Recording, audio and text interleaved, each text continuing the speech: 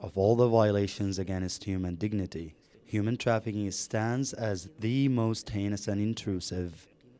Human trafficking is modern day slavery. It's the absolute violation of an individual's human rights. It's the absolute violation of an individual's right to safety, to all their fundamental freedoms, to their right to life. The need to recognize this form of violation as a crime arose in most of the countries in the world, giving a new drive for legislations and efforts. It's important to make the trafficking crime a crime in each national legislation, and transposing therefore the international convention on this issue into national legislation to give the legal instrument to the local authorities and the international authorities to effectively fight the groups that coordinate and manage this crime. But according to experts, individual efforts are not enough to rein in this far-reaching phenomenon. No one organisation, no one state can actually take the responsibility itself, and we really need to work together collectively to fight this human rights violation and this form of organised crime. When we talk about the fight to combat human trafficking and to combat smuggling and the abuse of smuggled migrants, of trafficked persons, we talk of the need for a multi-pronged, multifaceted approach which is centred around protection, prevention, prosecution, but also partnerships.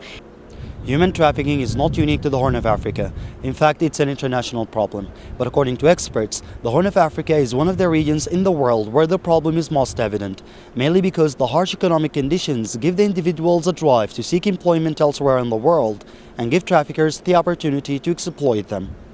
As a result, the African Union, European Union, and many other affected countries started joint efforts to eradicate human trafficking. A 4-day conference in Khartoum was concluded today to focus efforts on dealing with human trafficking in the Horn of Africa region. Well, I think first of all we have to consider that human trafficking is one of the manifestations of organized crime. So the fight against human trafficking goes also through the fight of organized crime worldwide, in Horn of Africa, in individual country, but also across region, because it's a transnational crime by definition. Migrants and persons being trafficked leave their respective countries to head for destinations they might or might not get to, according to specialists. These destinations include Yemen, the Arab Peninsula in general, as well as Europe and beyond, and the numbers are on the rise. The numbers are on the increase. For example, if I take the figure of those who cross the Gulf of Aden into Yemen from the Horn, over the past 4 years, we have more than 320,000 people who made the crossing into the other side, mostly through Djibouti.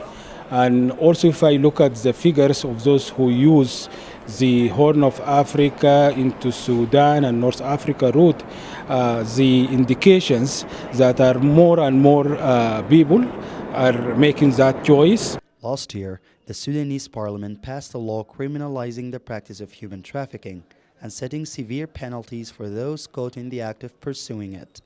More countries in the region are following suit. Ahmed Saeed, Al-Ittijah News Channel, Khartoum.